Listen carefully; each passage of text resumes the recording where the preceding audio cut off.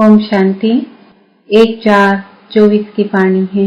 मीठे बच्चे, तुम्हारा यह जीवन देवताओं से भी उत्तम है, क्योंकि तुम अभिरचयिता और रचना को यथार्थ जानकर आस्तिक बने हो। प्रश्न: संगम युगी ईश्वरी परिवार की विशेषता क्या है, जो सारे कल्प में नहीं होगी? उत्तर: इसी समय स्वयं ईश्वर बाप बनकर तुम बच्चों को संभालते हैं, टीचर बनकर पढ़ाते हैं और सद्गुरु बनकर तुम्हें फूल बनाकर साथ ले जाते हैं। सतयुग में दैवी परिवार होगा, लेकिन ऐसा ईश्वरी परिवार नहीं हो सकता। तुम बच्चे अभी बेहद के सन्यासी भी हो, राजयोगी भी हो, राजाई के लिए पढ़ रहे हो। ओम शांति। यह स्कूल व पाठशाला है। किसकी पाठशाला है? आत्माओं की पाठशाला। यह तो जरूर है, आत्मा शरीर बिगर कुछ सुन नहीं सकती। जब कहा जाता है आत्माओं की पाठशाला, तो समझना चाहिए आत्मा शरीर बिगर तो समझ नहीं सकती। फिर कहना पड़ता है जीव आत्मा। अभी जीव आत्माओं की पाठशाला तो सभी है, इसलिए कहा जाता है यह है आत्माओं की पाठशाला और परम पिता परमात्मा आकर पढ़ाते हैं। वह है जिस्मानी पढ़ाई, यह है रूहानी पढ़ाई जो बेहद का बाप पढ़ाते हैं। तो यह हो गई गॉड फादर की यूनिवर्सिटी। भगवान वाचेना, यह भक्ति मार्ग नहीं है, यह पढ़ाई है। स्कूल में पढ़ाई होती है, भक्ति मंदिर टिकाणों आदि में होती है। इसमें कौन पढ़ाते हैं? भगवानुवाच। और कोई भी पाठशाला में भगवानुवाच होता ही नहीं है। सिर्फ यह एक ही जगह है जहाँ भगवानुवाच है। ऊंचे से ऊंचे भगवान को ही ज्ञान सागर कहा जाता है। वही ज्ञान दे सकते हैं, बाकी सब है भक्ति। भक्ति के लिए बाप ने समझाया है कि उससे कोई सद्गति नहीं होती। सर्व का सद्गति दाता एक परमात्मा है, वह आकर राजयोग सिखलाते हैं। आत्मा सुनती है शरीर द्वारा, और कोई नॉलेज आदि में भगवानुवाच है ही नहीं। भारत ही है जहाँ शिव जयंती भी मनाई जाती है। भगवान तो निराकार है, फिर शिव जयंती कैसे मनाते हैं? जयंती तो तब होती है जब शरीर में प्रवेश करते हैं। बाप कहते हैं मैं तो कभी गर्भ में प्रवेश नहीं करता हूँ, तुम सब गर्भ में प्रवेश करते हो, 84 जन्म लेते हो। सबसे जास्ती जन्म ये लक्ष्मी नारायण लेते हैं। 84 जन्म लेकर फिर सांवरा गावड़े का छोरा बनते हैं। लक्ष्मी नारायण कहो या राधे कृष्ण कहो, राधे कृष्ण है बचपन के। वह जब जन्म लेते हैं तो स्वर्ग में लेते हैं, जिसको वैकुंठ भी कहा जाता है। पहला नंबर जन्म इनका है, तो 84 जन्म भी यह लेते हैं। श्याम और सुंदर, सुंदर सो फिर श्याम। श्री कृष्ण सबको प्यारा लगता है। श्री कृष्ण का जन्म तो होता ही है नई दुनिया में, फिर पुनर्जन्म लेते लेते आकर पुरानी दुनिया में पहुंचते हैं, श्याम बन जाते हैं। यह खेल ही ऐसा है। भारत पहले सतो प्रधान सुंदर था, अब काला हो गया है।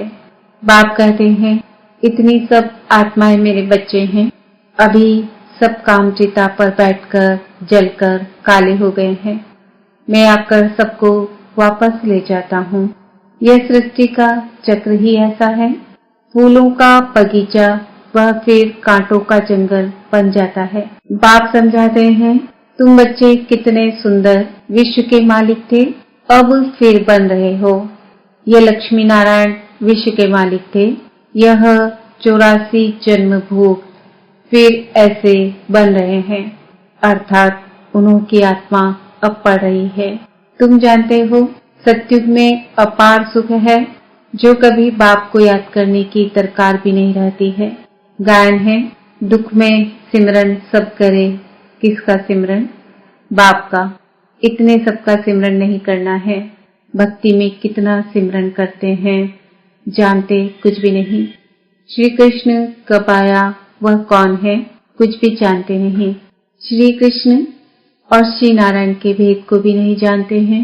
शिव बाबा है ऊंचते ऊंच, फिर उनके नीचे ब्रह्मा विष्णु शंकर, उनको फिर देवता कहा जाता है। लोग तो सभी को भगवान कहते रहते हैं, सर्वव्यापी कह देते हैं। बाप कहते हैं सर्वव्यापी तो माया 5 विकार है जो एक एक के अंदर है। सत्युग में कोई विकार होता नहीं। मुक्तिधाम में भी आत्माएं पवित्र रहती है, अपवित्रता की कोई बात नहीं। तो यह रचिता बाप ही आकर अपना परिचय देते हैं, आदि मध्य अंत का राज समझाते हैं, जिससे तुम आस्तिक बनते हो। तुम एक ही बार आस्तिक बनते हो। तुम्हारा यह जीवन देवताओं से भी उत्तम है।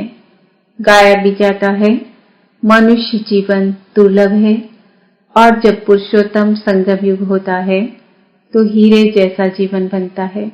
लक्ष्मी नारायण को हीरे जैसा नहीं कहेंगे, तुम्हारा हीरे जैसा जन्म है। तुम हो ईश्वरी संतान, यह है दैवी संतान। यहाँ तुम कहते हो हम ईश्वरी संतान हैं। ईश्वर हमारा बाप है, वह हमको पढ़ाते हैं, क्योंकि ज्ञान का सागर है ना, राजयोग सिखलाते हैं। यह ज्ञान एक ही बार पुरुषोत्तम संगम युग पर मिलता है। यह है उत्तम ते उत्तम पुरुष बनने का युग, जिसको दुनिया नहीं जानती। सब कुंभकर्ण की अज्ञान नींद में सोए पड़े हैं। सबका विनाश सामने खड़ा है, इसलिए कोई से भी बच्चों को संबंध नहीं रखना है। कहते हैं अंत काल जो इससे सिमरे, अंत समय में शिव बाबा को सिमरेंगे तो नारायण योनि में आएंगे। यह सीढ़ी बहुत अच्छी है।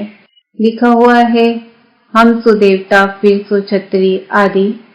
इस समय है रावण राज्य, जबकि अपने आदि सनातन देवी देवता धर्म को भूल और धर्मों में फंस पड़े हैं।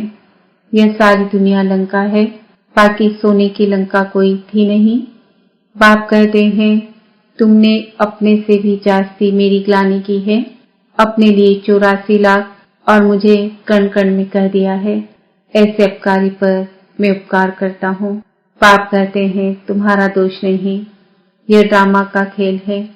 सतयुग आदि से लेकर कलयुग अंत तक यह खेल है जो फिरना ही है। इसको सिवाय बाप के कोई समझा ना सके। तुम सब ब्रह्मा कुमार कुमारियां हो, तुम ब्राह्मण हो ईश्वरी संतान, तुम ईश्वरी परिवार में बैठे हो। सतयुग में होगा दैवी परिवार। इस ईश्वरी परिवार में बाप तुमको संभालते भी हैं, पढ़ाते भी हैं, फिर गुलगुल बनाकर साथ भी ले जाएंगे। तुम पढ़ते हो मनुष्य से देवता बनने के लिए।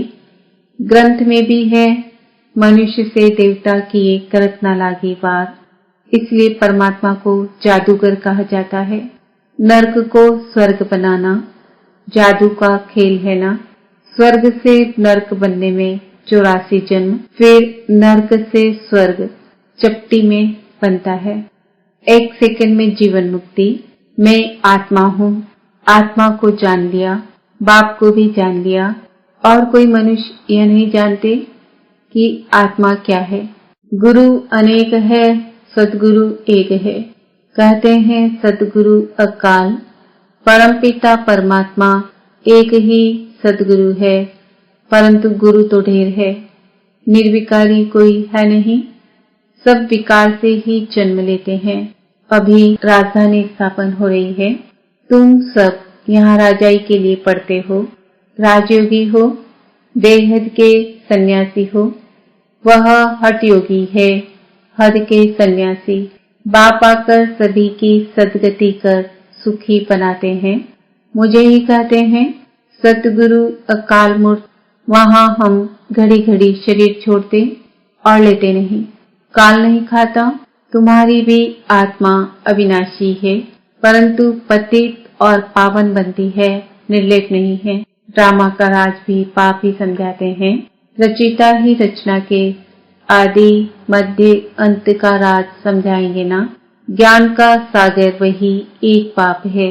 वही तुमको मनुष्य से देवता डबल सिरताज बनाते हैं। तुम्हारा जन्म कौड़ी जैसा था, अब तुम हीरे जैसा बन रहे हो। बाप ने हम सो हम का मंत्र भी समझाया है। वह कह देते आत्मा सो परमात्मा, परमात्मा सो आत्मा, हम सो हम। बाप कहते हैं आत्मा सो परमात्मा कैसे बन सकती है। बाप तुमको समझाते हैं हम आत्मा इस समय तो ब्राह्मण है, फिर हम आत्मा ब्राह्मण सो देवता बनेंगे, फिर सो क्षत्रिय बनेंगे, फिर शूद्र सो ब्राह्मण। सबसे ऊंचा जन्म तुम्हारा है। यह है ईश्वरी घर। तुम किसके पास बैठे हो? माता पिता के पास। सब भाई बहन हैं। बाप आत्माओं को शिक्षा देते हैं तुम सब हमारे बच्चे हो, वर्षे के हकदार हो। इसलिए परमात्मा बाप से हर एक वर्षा ले सकते हैं। बूढ़े छोटे बड़े सबको हक है बाप से वर्षा लेने का। तो बच्चों को भी यही समझाओ, अपने को आत्मा समझो और पाप को याद करो तो पाप कट जाएंगे। भक्ति मार्ग वाले इन बातों को कुछ भी समझेंगे नहीं। अच्छा, मीठे मीठे सिकिलदे बच्चों प्रति माता पिता बाप दादा का याद प्यार और गुड मॉर्निंग। रूहानी बाप की रूहानी बच्चों को नमस्ते। हम रूहानी बच्चों की रूहानी माता पिता बाप दादा को याद प्यार गुड मॉर्निंग नमस्ते ओम शांति। रात्रि क्लास बच्चे बाप को पहचानते भी हैं, समझते भी हैं कि बाप पढ़ा रहे हैं, उनसे बेहद का वर्षा मिलना है। परंतु मुश्किलात यह है जो माया भुला देती है, कोई न कोई विघ्न डाल देती है जिससे बच्चे डर जाएं। उसमें भी पहले नंबर में विकार में गिरते हैं। आंखें धोखा देती है। आंखें कोई निकालने की बात नहीं। बाप ज्ञान का नेत्र देते हैं। ज्ञान और अज्ञान की लड़ाई चलती है। ज्ञान है बाप, अज्ञान है माया। इनकी लड़ाई बहुत तीखी है। गिरते हैं तो समझ में नहीं आता, फिर समझते हैं मैं गिरा हुआ हूँ, मैंने अपना बहुत अकल्याण किया है। माया ने एक बार हराया तो फिर चढ़ना मुश्किल हो जाता है। बहुत बच्चे कहते हैं हम ध्यान में जाते हैं, परंतु उसमें भी माया प्रवेश हो जाती है, पता भी नहीं पड़ता है। माया चोरी कराएगी, झूठ बुलवाएगी। माया क्या नहीं कराती है, बात मत पूछो। गंदा बना देती है। गुलगुल बनते बनते फिर छीछी बन जाते हैं। माया ऐसी जबरदस्त है जो घड़ी घड़ी गिरा देती है। बच्चे कहते हैं पापा हम घड़ी घड़ी भूल जाते हैं। तदबीर कराने वाला तो एक ही बाप है, परंतु किसकी तकदीर में नहीं है तो तदबीर भी कर नहीं सकते। इसमें कोई की पास खातिरी भी नहीं हो सकती। न एक्स्ट्रा पढ़ाते हैं। उस पढ़ाई में तो एक्स्ट्रा पढ़ने के लिए टीचर को बुलाते हैं। यह तो तकदीर बनाने के लिए सभी को एक रस पढ़ाते हैं। एक एक को अलग कहाँ तक पढ़ाएंगे, कितने ढेर बच्चे हैं। उस पढ़ाई में कोई बड़े आदमी के बच्चे होते हैं, अधिक खर्च कर सकते हैं तो उनको एक्स्ट्रा भी पढ़ाते हैं। टीचर जानते हैं कि यह डल है, इसलिए पढ़ाकर उनको स्कॉलरशिप लायक बनाते हैं। यह बाप ऐसे नहीं करते हैं। यह तो सभी को एक रस पढ़ाते हैं। वह हुआ टीचर का एक्स्ट्रा पुरुषार्थ कराना।